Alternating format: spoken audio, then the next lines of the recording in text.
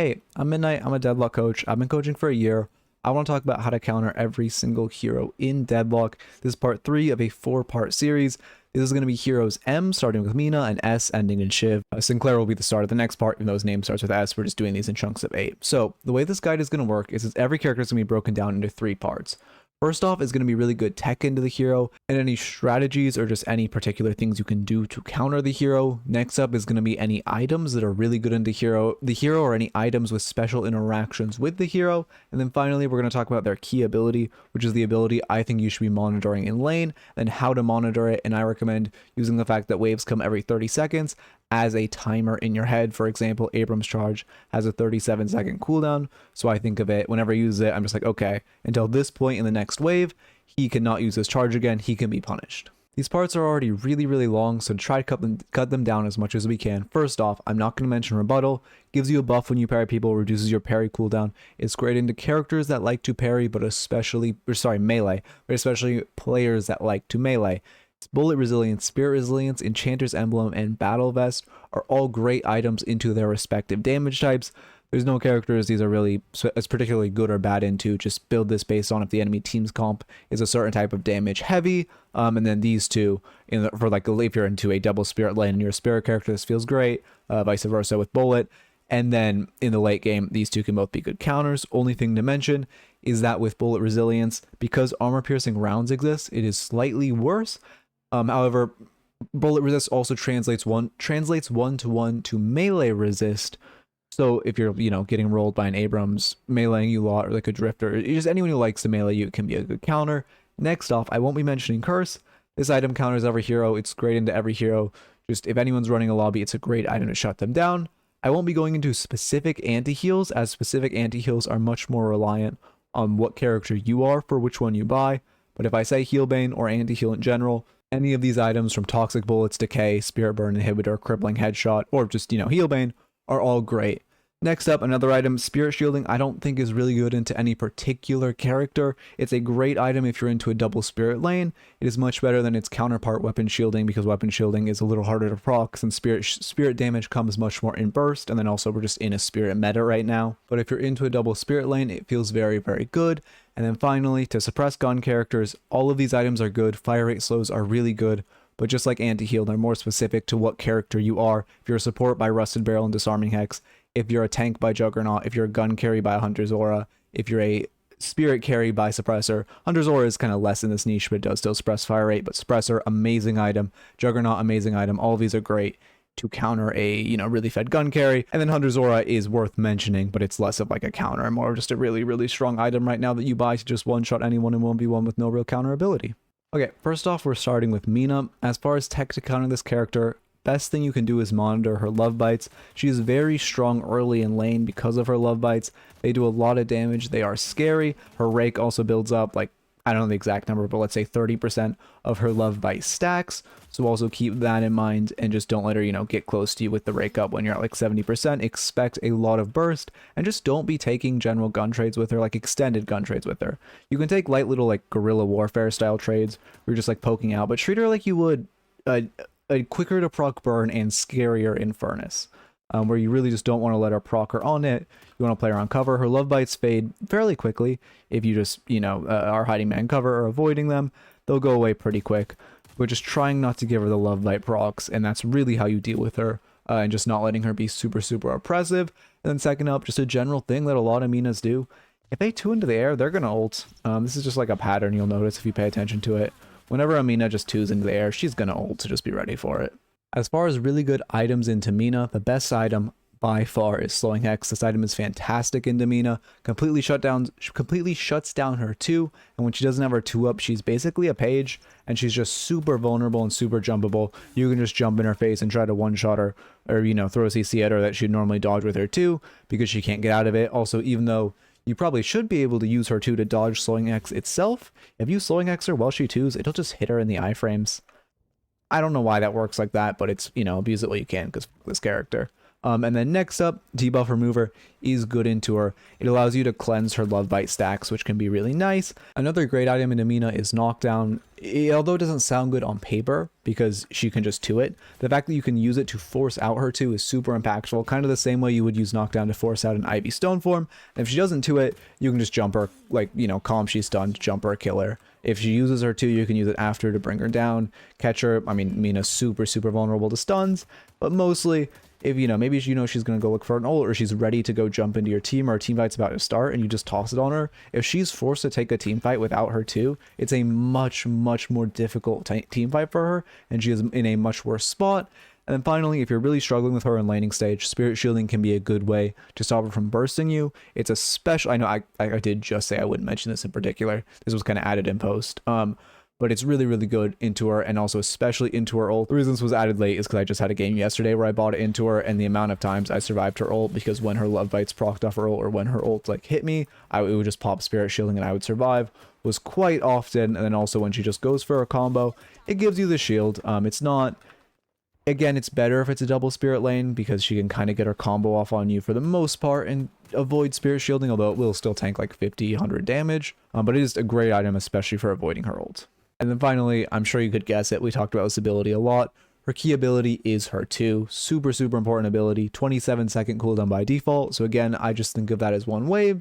And then whenever she gets it max, it'll be 15 seconds. But this is more specifically for focusing on the ability during laning stage, where it will remain at a 27-second cooldown. Again, when she doesn't have her 2-up, just treat her like a Paige, or if you see her walk up, just jump on top of her and one-shot her. She is so insanely squishy.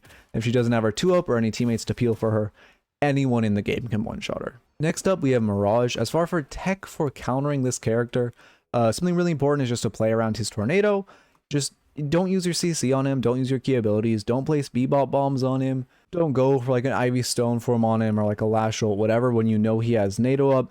In a trade, he's gonna especially to 1v1, he's at some point he's gonna be forced to use his NATO. Less for the pseudo stun, but for that bullet evasion chance is super big. And then also the pseudo stun doesn't hurt anyone. If he has like weakening headshots or something, getting a guaranteed headshot is also nice. But once he's forced to use it, then you can dump your whole kit. But if you just don't use your key ability, well, you know he has the NATO to dodge it, you'll be in a much better spot. Kind of the same as Mina, but Mina's a lot more squishier than him. And Mirage is very reliant on his 2, but Mina's a lot more reliant on her 2, because Mirage can still hold his own without it. But, you know, just again playing around his 2, and making sure to not use your hard-hitting abilities. Well, he has his iframes to dodge it, especially something like Pocket Ult if you're in a higher elo. Great items in the Mirage. Slowing Hex for the exact same reason as Mina, suppresses his 2. Really nice for just, you know, again, using a Bebop bomb on him where you previously couldn't. If he's going any form of like Spirit Split, Debuff Remover feels great. Removes his mark, so if if he has it maxed and you just pop it when you're at 8 stacks, it can feel super huge for dodging a big chunk of damage. And then it also cleanses the Scarab's bullet resist reduction, so it can also be good for just cleansing that. Capacitor does take off his like tornado invulnerability state, and armor piercing rounds will pierce through his evasive stat when he is in his tornado state. These are also 2 items that aren't like, they're very specific counters, but they're worth mentioning because they are good if, he's really running a lobby and you're a gun character that specifically wants to build for him. And then finally, Restorative Locket is pretty good into him because every time he throws a Scarab, it'll give you a stack. So every time he uses 1, you're just going to get 4 stacks. I mean, at really high elos, Mirage would be like, oh, they bought Resto Locket. Let me be really smart with my Scarabs. But until you're like an Ascendant, you don't have to be worrying about that. And Mirage is just going to be spamming his Scarabs and beating you those Resto stacks.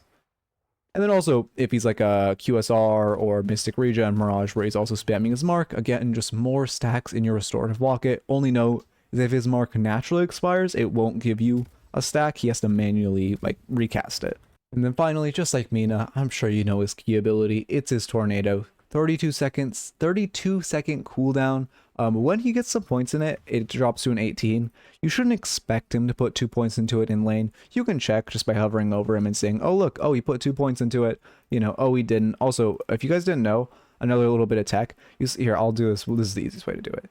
If you look at the abilities and see how they're detailed, when something if you don't want to have to like hover over the ability, when something doesn't have a level in it, it has nothing around it. When it has 1 point into it, it has this kind of like broken circle around it. When it has 2 levels into it, it has these like a small amount of spikes over the circle, and when it's maxed, it has this full spiky circle. So you can also just like quickly assess what people have leveled just by like looking like that. Or if you're watching, you know, DLNS, they never show what people actually put points into, so it's really useful if you're watching that as well, just to be like, oh, you know, this Viscous is doing some weird build where he's like maxing ball, which, you know, obviously you're not going to see that anymore, unfortunately, even though it's a really fun build. But I digress. It's a really good way to just look and quickly assess what abilities people have leveled. Next, for countering the big old mole in laning stage, and in general, but especially in laning stage, a great counter for him, sorry the hiccups, is to use verticality when he burrows.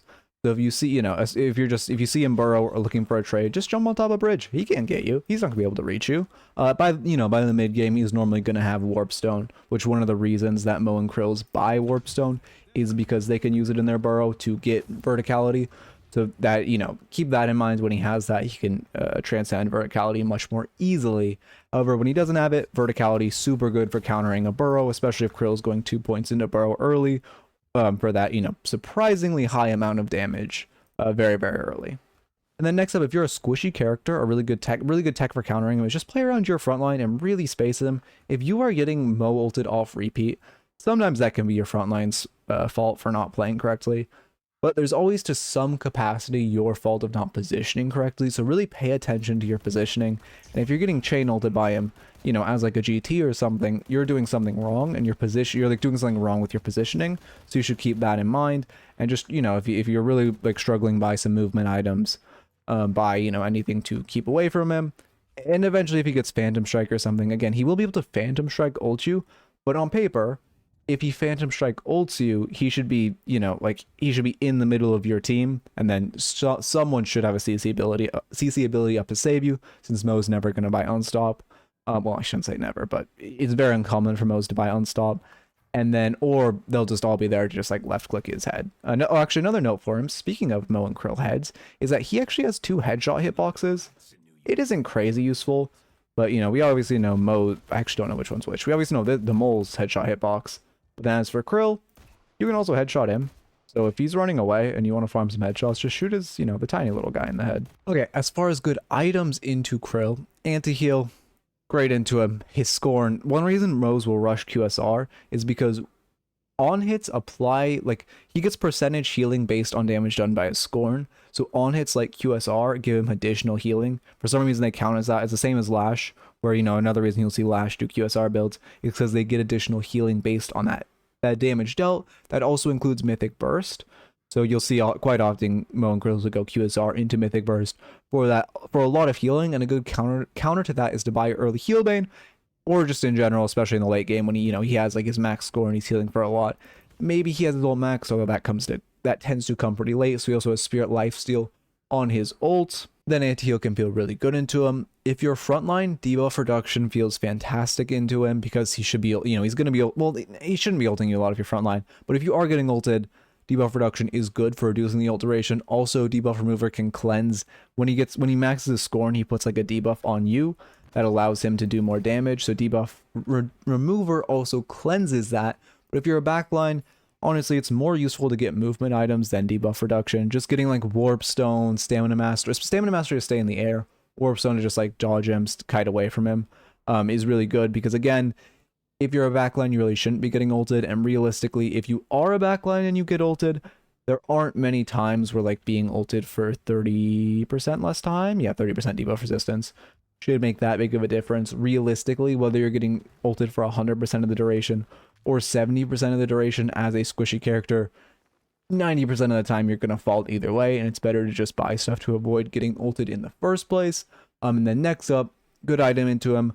Both Tank Buster and Toxic Bullets are great because he has infinitely scaling max HP with his ult. So getting Tank Buster and Toxic Bullets, both that do max HP damage, really good into him, really good for, you know, trying to thin out his massive HP pool. Also, I was analyzing someone who I formerly coached, who is now an E6 Mo and Krill, and I asked him, you know, what does he, if he had a recommendation for what's really good into Mo and Krill, and he said when people would buy Knockdown early, not hyper early, but like in the late early game, early mid game, and just in general, it's really good for catching Mo off guard. For one, if Mo is splitting walkers a lot and then just burrowing away, you can knock him down out of burrow, so he'll be in a very vulnerable position. For 2, you know, if you want to peel for a teammate, you can also use it to cancel his ult, but mostly for canceling his burrow. Super good for catching him off guard. And then when he's in burrow, he feels so tanky because he gets 80% bullet resist.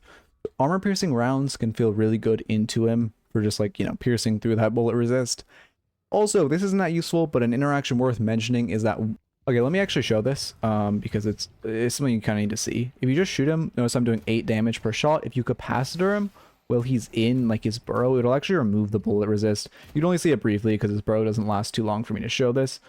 But if I immediately capacitor him this time, and this is such an inconvenient place for him to be, if I immediately capacitor him, you'll see I'm doing like 40-ish a shot.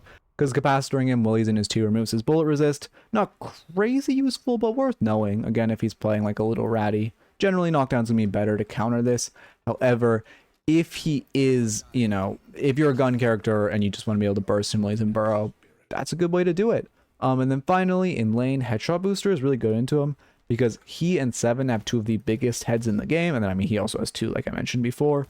So he's really good. You can farm headshot booster procs off of him. If you didn't know, both 7 and Krill, they take reduced headshot damage because they have such big heads, but headshot booster gives a flat amount of damage, not affected by how big someone's head is.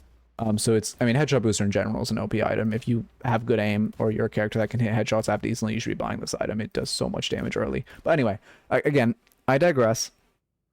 Into characters with really big heads, like it was Ivy before they nerfed her ear hitbox, but also especially Krill and 7, it feels really good for farming those headshots and that damage. Finally, for his key ability, if you're a gun character, I recommend monitoring his sand, 42-second cooldown.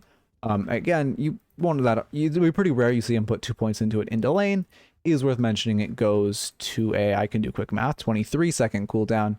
But just monitoring his sand so he can't just disarm you or can't catch you off guard with a disarm. He also loves, you know, when you're about to kill a minion, he'll disarm you and just steal the soul. So be wary of that. And then if you're a spirit character, be wary of his burrow, 37-second cooldown. It's, again, just something, be wary of it. It does a lot of damage. Again, catches you off guard if you aren't seeking that verticality. More often than not, we see Krills do a, you know, score and QSR build nowadays. But there is still sometimes you'll see the burrow Krill, which also makes it so you should be even more cognizant of this ability. When he doesn't have it up, he's missing that offensive tool, but also if he overextends, you know, he can't, one of his best things is just like, you know, pressing 2 and just going away because of his really high bullet resist. So if he doesn't have this up, you know, you can get a gank or something or catch him out. It can be really valuable. Okay, next up for Paige, the best possible thing you can do to beat this character is just focus her. If she ever walks near you, no matter what character you are, full focus her, she will evaporate. She is so squishy. Is one of, if not the lowest health scaling in the game. Also, you know, unlike Mina, who has her 2 to survive and, you know, a lot of mobility, she only has 2 stam, no mobility. She's not going to build much to move around. She's going to play much more around her teammates. If you ever see this character mispositioning, walking too far up, or just in general, you're in a team fight and she walks up to try to hit some combo on you, I don't care if the person you're targeting is like 20% HP, immediately just turn on her like a bloodhound. Again, she will evaporate if you ever focus her. The best counter to this character, full stop, is just full focusing her whenever you can, especially because pages in lower elos tend to misposition a lot. Another thing to mention is that this is slightly hard to execute, but you can just jump the ult. If you time it correctly, it's a lot easier if you use like a wall bounce or something to dodge it. I didn't aim quite correct there, but you get the idea. You can just jump over it. Again, it takes a little bit of practice, and this won't be that useful that often, but if you see an ult coming and you don't have like counter spell or anything to like get away from it, and you know it's going to hit you, maybe you're like slowed or something, just press spacebar twice, it won't do shit. Next up, as far as good items into Paige, as I just mentioned, counterspell feels great. For one, you can counterspell her ult, especially you can counterspell her 3. Her 3 is, you know, the root, which is what makes her scary. That root does a lot. So just being able to counterspell it, huge. Reactive barrier, also great because procs on both her ult and her root. Great for surviving her and just making sure you kind of deny her burst. I know I said I wouldn't mention this item, but again, Spirit Shielding also really good into her because she's a character that, you know, likes to hit you with a sustained combo that Spirit Shielding is going to proc on. And if she hits you with their root, again, Reactive Barrier is generally better, but, you know, maybe she's one of the only people who have CC on their comp, just getting Spirit Shielding. And then not specifically slowing X, but this just symbolizes any item that, again, allows you to slow her or get on top of her more easily. You know, Warp Zone, Phantom Strike, slowing bullets, slowing Hex, other anything else that slows and just allows you to get on top of her and jump her is huge. And then finally, if you're really struggling with her shields, I hear all the time people ask, how do you counter shields? Because we don't have a Serpent's Fang or anything in this game. Just like with Mo and Krill, let me do this. If she shields herself, you can just capacitor it off. This works for Divine Barrier, Guardian Ward, her, what is it? I don't know what her Captivating Read? No, Defend and Fight is what her 2 is called. You can just take it off. Again, any type of shield she has, or if she's like funding an ally with shields, you can just capacitor it away, make it go bye-bye. And then as far as this character's key ability, honestly, she kind of has 2. I mostly pay attention to her barrier. It is a 26-second cooldown. She's normally going to level it first. Pretty scary for her to have online. You know, can definitely turn the tide of a fight. Also, if someone has the barrier, you partially don't want to focus them, partially you have to get the buff off of them. But if she doesn't have a barrier, she's in a lot worse spot, especially, again, you can just jump on top of her, jump her teammate, whatever it is. But then also, it's worth paying attention to her Captivating Read. I would say if you're newer to the game, just focus on her barrier. If you can manage 2 abilities, especially if you can like micromanage, it's a 30-second cooldown. Again, both of these have like 30-second cooldowns, so you can just manage them as one wave, which makes it significantly easier, you know, unless she puts a point into it, which she will eventually. But it's really important to pay attention to your stamina management when you know she has her 3 online. It's, again, super important, because just if she's hitting you, you know, if you run out of stamina and she just, when she has greater expansion, she can just toss a 3 on you and do a lot to you. So when she doesn't have 3, you can kind of use your stamina willy-nilly.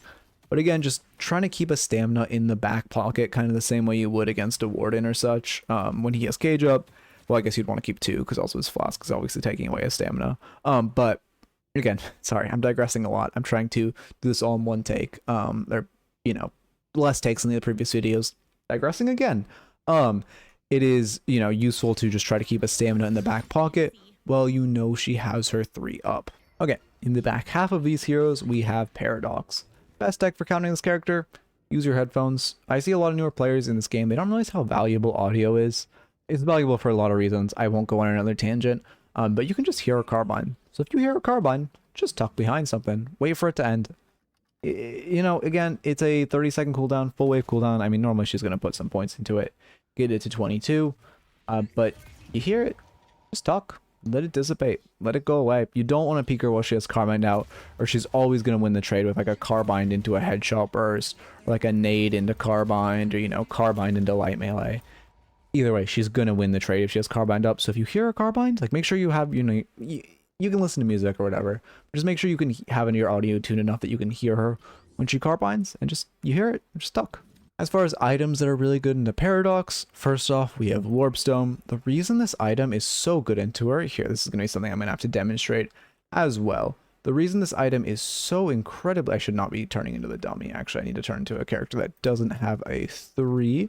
This is another thing I have to demonstrate. If I make Paradox a Mimic, as we all know, she loves to carbine ult you. It just puts you in a negative spot, right?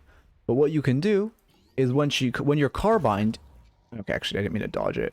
When you're carbined, you can actually still use Warpstone. You can just immediately warp away. So you dodge. It's pretty much the only way. I mean, yeah, it actually is, I believe, the only way if you get carbined to dodge her ult coming out for you. So just, again, if you see her, if you know she's about to ult, she carbines, just warp. You'll be fine. Also, even if she doesn't use ult, you're still dodging that headshot burst, which is going to be a lot with, you know, headshot booster and headhunter. So just denying that also feels great. Another great item into Paradox. If she's going full carbine, which we don't see this as much after the express shot interaction nerf with her carbine, but if she's running the lobby with full carbines, maybe this Paradox is just goated, and she's full carbine, glass cannon, all this stuff to gas her up, and she's just carbining your head, hitting you for 800. Spellbreak completely obliterates this build. I know what Spellbreak is. If you just buy Spellbreak, you're going to take 75% less damage from her flat. This build is pretty rare. You're more likely to see something like, you know, Bomb Max, which if she's getting bombs on you, obviously one important thing about her bombs is the debuff, let it load, the debuff they apply, which is a percentage extra damage that you take. So another good idea in that is just debuff remover, so you can just remove the damage. And then also, you know, you could potentially remove the wall or the silence from her wall. And then finally, Another good item into her is just, I mean, I'm mentioning this item a lot, but Reactive Barrier is so good if you can justify it. 2.1 Spirit Scaling is fantastic for a shield in the even mid and even late game. And it procs on her ults. It'll survive you. It will help you survive quite a bit. And then finally, the ability to play around, I would say most importantly, is the time wall. This ability is disgusting. Well, okay. I mean, I guess in lane, you could say play more around her Carbine again, which is hiding behind walls. But an ability in like post lane, which I know I normally don't talk about post lane, but she's kind of rudiment or like face value when it comes to lane. Time wall, especially when she gets that silence, is disgusting. The fact that she can just do this and there is no counterplay is so gross. I hate this character if you can't tell. I've been playing her a bit recently because she's just so disgustingly broken. But anyway, so just paying attention to this wall. You know, it's going to deny a lot of damage when she has a couple points in it and it has that max health damage and she can just kite like on either side. It's very hard to counter besides just waiting for it to not exist and playing around its cooldown. Just keeping that in mind. How did I mess up that warpstone? Pocket is one that I know more than a few people want to know how to counter. As far as tech, I mean, in the late game, I see a lot of people lose because especially when like trying to siege base or ending the game, they'll just like group in 6 and then Pocket will just like majestic leap on, I don't know, majestic leap. Pocket will just majestic leap on top of them, toss an affliction, ult all 6 of them, and you guys will be in a bad spot. So kind of the same as Dynamo, just be really, really aware of your positioning in the late game when you're against a Pocket. And then in lane, you know, it's kind of the same philosophy as a Mina, except Pocket has a lot more mobility tools than Mina. But if Pocket's ever like without abilities, focus them, jump their ass. Like they're just gonna, you know, combust. Not as much as Mina again, because they're tankier and they have more mobility, but it is the same degree where if Pocket's just on your side of map without like their cloak up, without their case up, you can just focus them and they'll like evaporate pretty quickly and pretty handily. And then also in lane, don't stand next to your laner. You know, they have ult up. If you're both full HP, Pockets love to just jump in, ult both of you and leave. So just, you know, watch for that. And as far as items that counter Pocket really well, first off, Slowing X, fantastic item into Pocket, because when you use Slowing X on Pocket, it makes it so they can't recast. I don't think they can cast, but I know it's the fact they can't recast their Flying Cloak, which is what really matters. So if you see them throw their cloak, just toss a Slowing X on them, and then they can't recast to leave, and they're going to be in a world of pain. And you could just, you know, again, you know, this is like a situation where again Pocket's majestic leaping on you, trying to like cloak out an ult. You see him ult, you toss a Slowing X, and then Pocket's just stuck in the middle of 6U with no way out, and you can just full focus, make him explode. Another great item into Pocket is Divine Barrier. If you haven't played this game in a minute, Debuff Remover used to remove Pocket ult, but since they've nerfed it so it no longer cleanses ults, but Divine Barrier still removes like any ult effect. This means it cleanses Drift. This means that it cleanses Wraith ult, Drifter ult, and Pocket ult. So if you get Pocket ulted or you're a support and your teammates are getting Pocket ulted a lot, I mean, when I used to play Dino and I used to play support Dino, every single game I was into a Pocket, I would buy DB. Because it feels so good if one of your teammates gets ulted, just toss the DB on them, you know, cleanse that ult, you'll be saving them so much. And basically what is it? You'll be saving them from basically what is a guaranteed reset. Also, great item into Pocket. This takes some practice, but good players, you can get pretty consistent with counterspelling Pocket ult. This will take some practice. If you're newer to the game and you want to do this, I recommend just, you know, hit up a friend. If you can also, like, I mean, I guess I'll plug the Discord, so you can also join the Discord if you want people to practice this with. I'm sure people in my Discord would be, like, more than happy to. But just ult each other and counterspell it. Kind of the same way you would, like, with the melee fight, but with your ults, and just practice counterspelling Pocket ult. If you can counterspell this ult, it neuters so much of Pocket's, like, value. Because Pocket, you know, obviously a lot of Pocket's damage comes off the back of their ult. And then finally, any kind of, like, you know, debuff remover, blood tribute, just any kind of debuff reduction in general. Also fantastic into Pocket. My apologies for saying you know a lot, but any kind of debuff reduction reduces how long their ultimate lasts on you, which can be really nice for just, again, trying to stop that guaranteed base when they hit an ult on you. If you have blood tribute popped and you get that 50% debuff reduction, again, you're just going to cut that ult from a 12-second duration to a 6-second duration. I mean, you know, it's upgraded, it jumps to 16, that again gets cut down to an 8-second duration. Super big for, you know, again, not just getting Pocket ulted and having to, you know, have your whole team reset, or what could turn a very winning team fight into something where you can't even do mid boss because you're all low. Finally, Pocket's key ability to play around is really their Enchanter's Satchel or Case. Huge source of their damage. They'll often put, a couple points into it early. Huge source of their damage and their source of, like their iframes, their source of survivability. If you're a character like, I don't know, Bebop, who else has like easy reactable CC, Ivy who wants to like stone form him, I don't know, Lash that wants to ground strike them, just anything like Seven that wants to stun them, and you see them use Case, especially if you you and your laner are on the same page. If you ever see them aggressively use Case and they haven't like cloaked away, both of you just look at each other, look at them, and press every key on your keyboard on them. Well, they can't dodge, and again, it's kind of going to be a Mina situation where you just try to make them combust. Okay, next up we have Seven. Great tech against Seven. Just when Seven ults before they have points in it, you can just angle yourself so you can shoot Seven, but their lightning beams don't hit you. Normally Seven's going to get some points into his ult fairly early, and then he has, once he has that max, he can move in it. But before he can move, if he's ulting in lane, just find an angle and shoot him. He's going to be forced to cancel the ult or just take a ton of damage from you. And again, I'm not getting hit by any of these lightning strikes. So that's pretty useful tech against him. And as far as really useful items into Seven, best item into Seven, especially if they're going an ult build, knockdown. Just knock him down when he's ulting. It'll cancel his ult. It'll force him to buy unstop, which is really huge. You're forcing him to sink 6k souls, or if he doesn't, you're just in a golden spot. But you're either forcing him to sink 6k souls, and also, you're reducing his ult duration to the 8.5 seconds, which is the time it takes to actually proc knockdown plus how long Unstoppable lasts. You're just reducing how long the Storm Cloud lasts as well, even if he is buying Unstop, and then also, forcing by Unstop, so it's great. Amazing item to him, best thing you can do by far. One of the reason he really runs lower elo lobbies is because people don't buy Unstop, and then he can just ult, and, unless you're like a character that has, Phantom Strike plus Abram's Charge, Moen Krill ult, any kind of CC to take him out, he's just kind of going to run the lobby. So buy knockdown into this guy, super big counter. And then also, great item into him, we've been mentioning this item a lot, but counterspell. You can just counterspell 7 stun right before it procs, and you will completely dodge, the stun duration, which is pretty significant, especially late game. He's going to have duration and stuff, and it's going to be a very long stun, so it's nice to be able to dodge that. And then also, debuff remover cleanses 7 stun, so if you don't want to buy counterspell for whatever reason, or debuff reduction is just good that game, you can just buy remover and remove his stun. Great item for denying his stun. Also, even though he's on a gun carry, the meta 7 build right now is around his power surge, so any kind of fire rate slow, all the fire rate slows that I previously mentioned, feel great into him, feel great for suppressing that fire rate and stopping him from doing a ton of damage. And then also, again, if you're just stopping him from stunning you, which if you're a support, you can also buy Divine Barrier to cleanse his stun for your teammates. But if he's stunning your teammates, get DB to cleanse them. If he's stunning you, get remover or counterspell.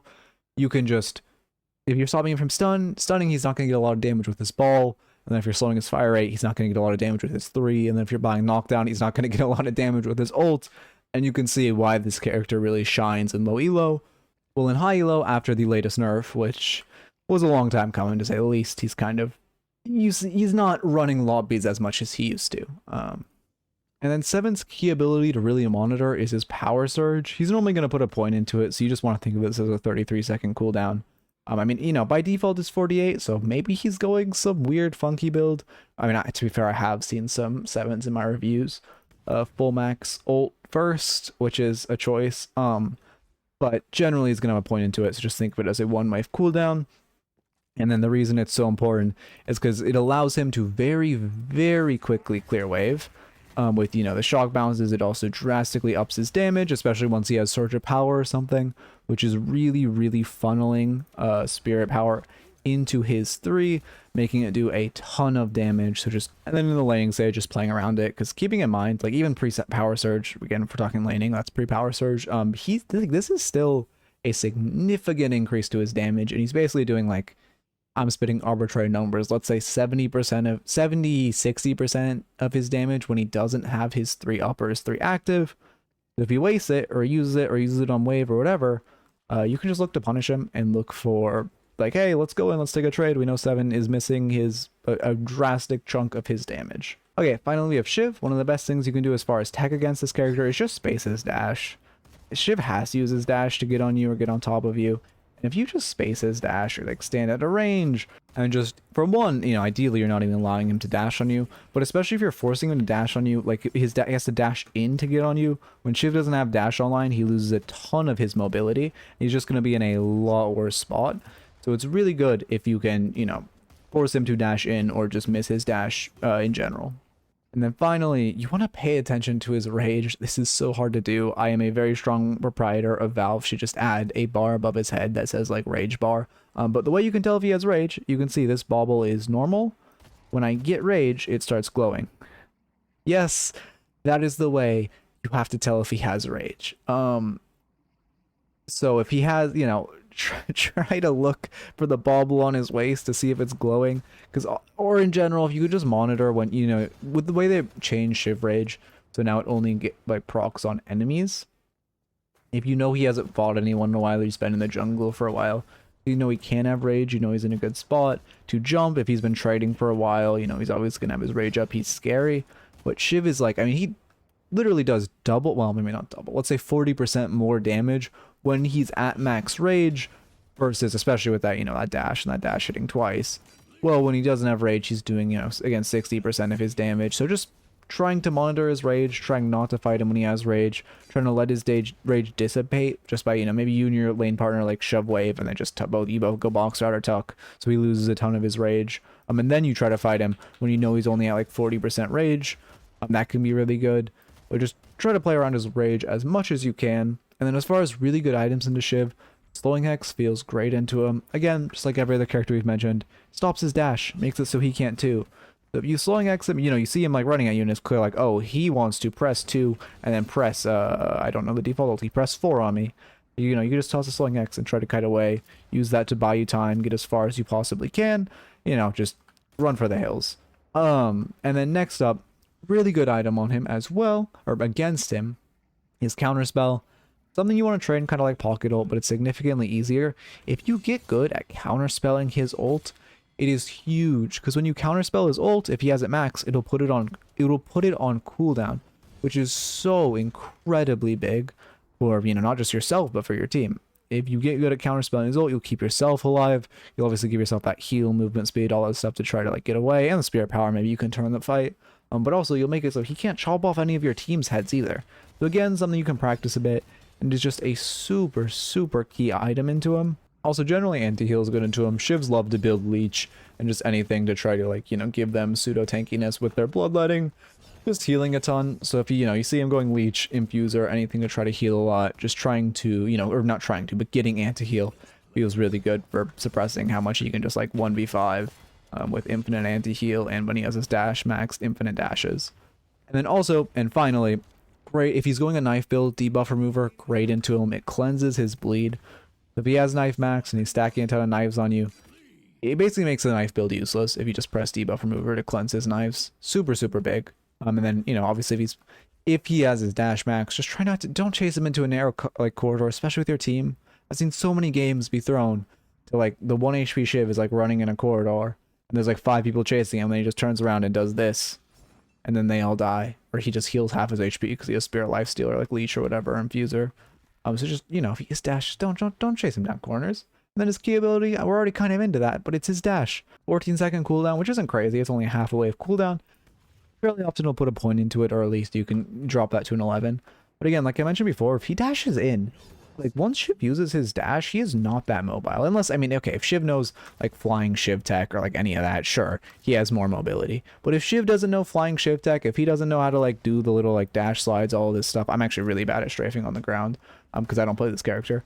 But if he doesn't know how to do any of that, I mean, in general, but especially if he doesn't know how to do any of that, he's going to be super vulnerable. If he dashes in, like he is stuck, especially if his teammates nearby. He has no mobility to get back. He's just kind of forced backpedaling. You can try to kill him, try to abuse the fact that he's a Shiv who is, you know, especially in the early game, he's tanky, but not crazy tanky, who is now like alone with you and your teammate who can do a lot to him. And also, you know, just in general, playing around that cooldown, because there's also a pretty decent chunk of his damage if he's hitting it. Okay, that one was kind of long. It should be significantly easier for me to edit because I did it in honestly pretty like one takiness. I hope you enjoyed it. You know what to do if you want to see part 4. You know what to do if you want to like the video. I didn't want to rush these up as quickly as I have been, but I was planning on going to sleep tonight actually, but then I got this news, which it's the way YouTube is. And like this series has done well, so I'm not surprised. But again, I mean, it's the way YouTube is. But again, it's just, you know, it's so part 4. I was gonna try to get a sponsor on part 4, but now I think it's gonna be better for overall the channel if I just get it up in a couple days. So expect that. This will come up Sunday, so expect that like Tuesday, Wednesday. I'll try to get that up. Yeah. I hope you enjoyed. Keep it real. I'm gonna go edit and then finally get some much needed sleep.